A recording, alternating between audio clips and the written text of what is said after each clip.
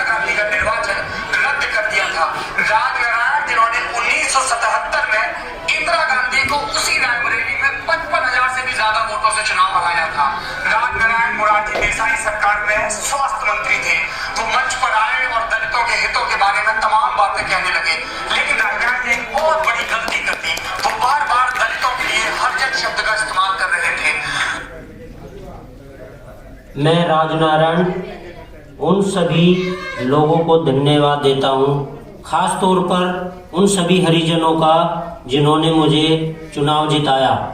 अगर ये हरिजन न होते तो शायद मैं ये चुनाव नहीं जीत पाता। मैं आने वाले समय में इन हरिजनों के लिए बहुत कुछ करूँगा। मंच पर और सामने जनसमूह में तमाम दलित नेता बैठे हुए थे, किसी ने उफ तक नहीं की। राजनारायण के भाषण के बाद जमात के तमाम नेता और बोले और फिर मौका मिला उस लड़की को। लड़की मंच पर आई और उसने राजनारायण, जनता पार्टी, कांग्रेस सबकी धज्जियां उड़ा दी। रुकिए नेताजी, मैं भी कुछ कहना चाहती हूँ। भाइयों और बहनों, ये समाजवादी नेता अपने आप को बहुत बड़ा खुदमुख्तार समझते हैं, लेकिन इन नेताओं को भी नहीं पता कि हरिजन शब्द कहना इन लोगों का अपमान है। यहाँ तक कि हमारे भगवान बाबा साहब भीमराव अंबेडकर जी ने भी कभी हमें हरिजन शब्द का इस्तेमाल नहीं करा। उन्होंने जो हमारे लिए संविधान बनाया उसमें भी शेड्यूल कास्ट यानी कि अनुसूचित जाति शब्द का इस्तेमाल करा।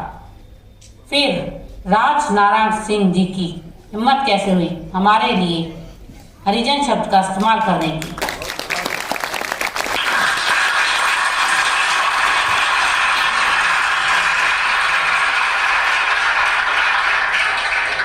मायावती मंच से बोलकर तो दलित समुदाय के तमाम नेता, तमाम प्रतिनिधि उनको बधाई देने पहुंच गए। इसमें एक संगठन था बामसेफ काशीराम का स्थापित किया हुआ संगठन, जिसको दिल्ली में जड़ें जमाए अभी सिर्फ 1 साल हुआ था। उसके नेताओं की मायावती पर नजर जम गई और खबर काशीराम तक पहुंची।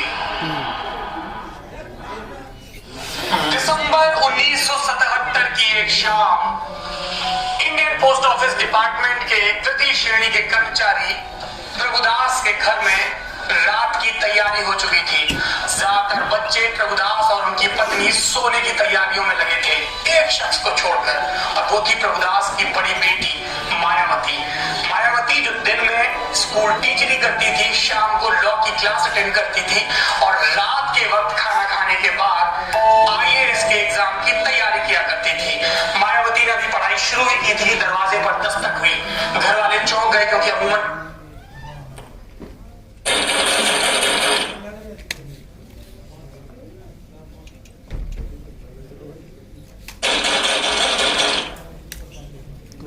इतनी रात को कौन आया है?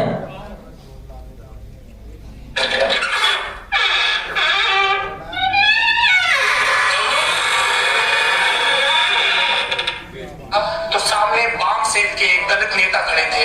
मायावती उन दिनों बामसेफ के दलित स्टडी सर्कल में सक्रिय रहने लगी थी, इसलिए वो नेताजी को पहचानती थी। उनके साथ एक अधेड़ उम्र का शख्स खड़ा था, मुड़े तुड़े कपड़े पहने और गले में मफलर लपेटे। ये काशीराम थे। मायावती, क्या करोगे इतना पढ़कर? काशीराम जी, आप? मुझे तो यकीन नहीं हो रहा कि आप हमारे घर आए हैं। नमस्ते साहब, मैं IAS की तैयारी कर रही हूँ साहब। मैं IAS बनकर अपने पूरे समाज का भला करूंगी। तुम गलत सोच रही हो मायावती, तुम्हारी सोच छोटी है। समाज में बहुत से अधिकारी बने, वो सभी नेताओं की हाँ में हाँ मिलाते हैं और उनकी हुक्म की तामील करनी पड़ती है। तुम मेरे साथ चलो, मेरे मिशन का हिस्सा बनो। मैं तुम्हें उस मुकाम तक ले जाऊंगा जहां दर्जनों अधिकारी तुम्हारे एक साइन के लिए लाइन लगाकर खड़े होंगे। हाथ बांधे खड़े होंगे। मायावती को ये बात चुभ गई, लग गई।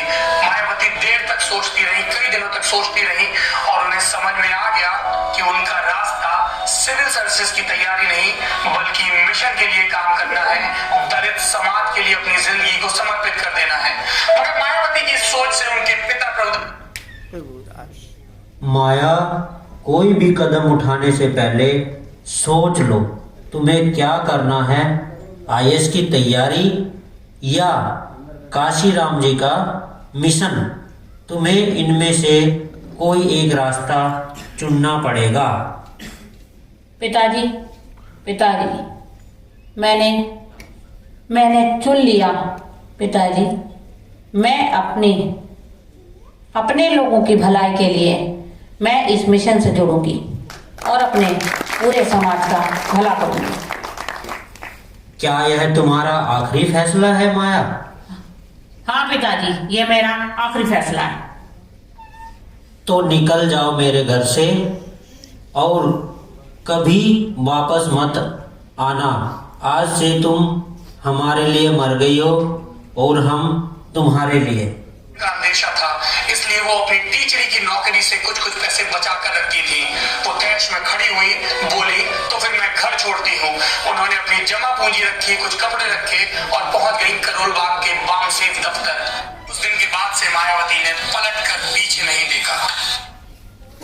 पहली बार मायावती ने 1984 में कैराना लोकसभा सीट से चुनाव लड़ा। दूसरी बार 1985 में बिजनौर लोकसभा सीट से चुनाव लड़ा और 1987 में उन्होंने हरिद्वार सीट से चुनाव लड़ा। 3 बार चुनाव लड़ने के बाद भी उन्हें हार का सामना करना पड़ा, लेकिन वह हिम्मत नहीं हारी। चौथी बार वह फिर बड़ी हिम्मत और लगन से 1989 में बिजनौर सीट से उपचुनाव लड़ी और इस चुनाव में उनको एक बहुत अच्छी जीत हासिल हुई। बहुत सी मुश्किलें आई, कई बार उनकी जान पर भी हमला हुआ, लेकिन उन्होंने हार नहीं मानी। 1995 में पहली बार वह उत्तर प्रदेश की मुख्यमंत्री बनी और काशीराम जी ने अपना उत्तराधिकारी भी मायावती जी को बना दिया।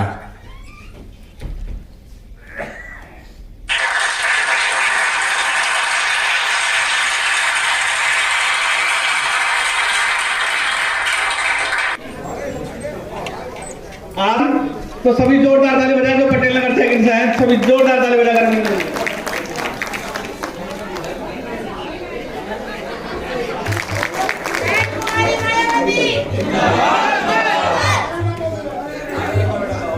आज जो यहाँ भोजन की व्यवस्था की गई है, मेरे साथ जोरदार